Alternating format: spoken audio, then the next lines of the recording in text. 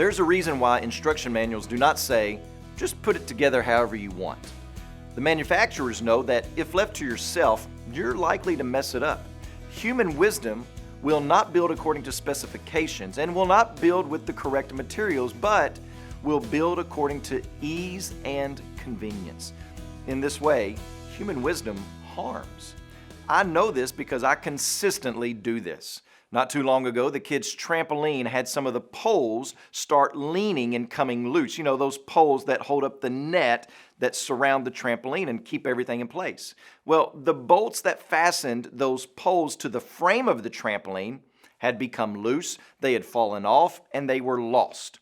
Well, there's a pretty simple fix to this. You just look at the bolts on the other poles that were still intact, and then you go to the hardware store to get some more. But I didn't want to do that. That wasn't convenient. I thought I had a better way, or at least one that could get by, and that was zip ties. I would thread that zip tie through the holes in the frame and the pole that the bolt was supposed to go through and zip it tight.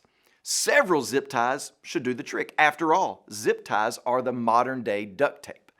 Well, the fix lasted for about an hour's worth of jumping, and then we were back to the same predicament.